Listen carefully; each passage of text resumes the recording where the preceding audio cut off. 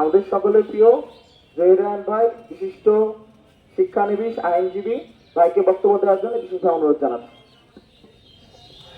আজকের এই সাধারণ ছাত্রদের শিক্ষার্থী আন্দোলন, এই বিজয় উপস্থিত বিজয় মিছিলে সংগ্রামী তাওহীদি জনগণ সকলের উদ্দেশ্যে সালাম, আসসালামু আলাইকুম রহমতুল্লাহ। শুকরিয়া আল্লাহ দরবারে, আলহামদুলিল্লাহ। আজ গোটা মানুষ, গোটা দেশের মানুষ, গোটা জাতি প্রাণ ভরে শ্বাস দিচ্ছে, অক্সিজেন নিচ্ছে। এ বাংলার ছাত্র সমাজ জাগ্রত হয়েছিল গত 17 বছরের ইতিহাস, খুনের ইতিহাস, গত 17 বছরের ইতিহাস, বৈষম্যের ইতিহাস, গত 17 বছরের ইতিহাস, অনেক মায়ের বুক খালি করে দেওয়ার ইতিহাস।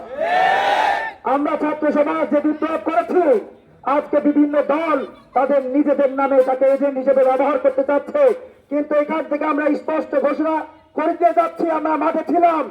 এই আন্দোলন বিএনপি ছিল না, এই আন্দোলন আওয়ামী লীগের ছিল না, এই আন্দোলন জামাত ইসলামিক ছিল না। সুতরাং আমরা বিএনপি বুঝি না, আওয়ামী লীগ বুঝি না, জামাত বুঝি না, আমরা বুঝি দেশে 18 কোটি মানুষ। আমরা চাই, আমরা সমতা আনতে চাই। আমরা চাই না কেউ ভঙ্গ করে 10 তলা 20 তলায় থাকবে, টাকা নিয়ে গিয়ে বিদেশের মাটিতে বেগম পাড়া তৈরি করবে, আর আমার দেশের মানুষ রেল লাইনের রাস্তায় গিয়ে শুতে থাকবে।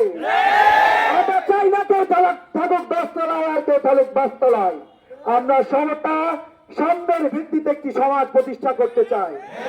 এই সাম্যের ভিত্তিতে সমাজ প্রতিষ্ঠা করার জন্য আমার ভাই আবু সাঈদ সহ 500 বেশি যে শহীদ রক্ত ঝরিয়েছে, এই শহীদের রক্তকে কোন দল যেন এজেন্ট হিসেবে ব্যবহার না করতে পারে, এজন্য বাংলার ছাত্র সমাজকে অগ্রণী ভূমিকা রাখতে হবে।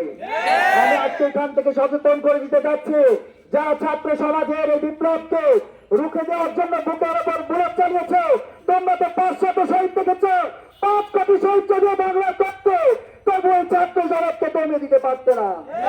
এই ছাত্র সমাজ যখন ঘর থেকে বের হয়েছে, ঘর থেকে বের হওয়ার আগে 2 রাকাত নফল নামাজ আদায় করে শরীরের ভিতরে কাফনের কাপড় জড়িয়ে দিয়েছে। সুতরাং মৃত্যুকে বাংলার ছাত্র সমাজ ভয় পায় না।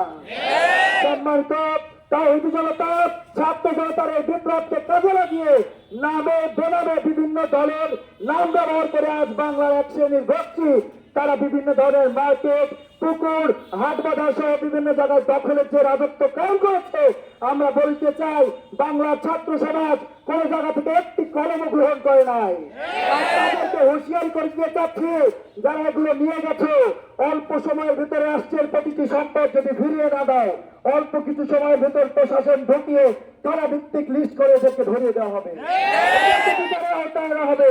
সুতরাং রাষ্ট্রীয় কোন সম্পদে কেউ যেন হাত দেওয়ার দুঃসাহস না দেখায়। আরেকটি কথা বলতে চাই, বাংলাদেশ এই দেশে হিন্দু, বৌদ্ধ, ইহুদি, খ্রিস্টান, মুসলিম কোনো ভেদাভেদ নেই। আমরা সকলে ভাই।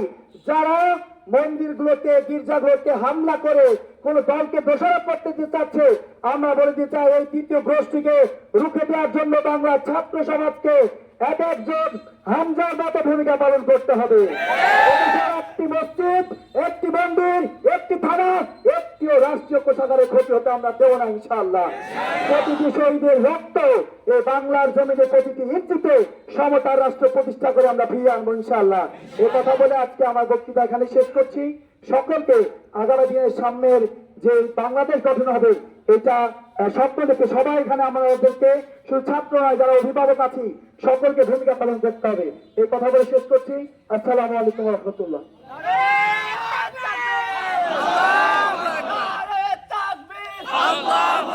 ধন্যবাদ।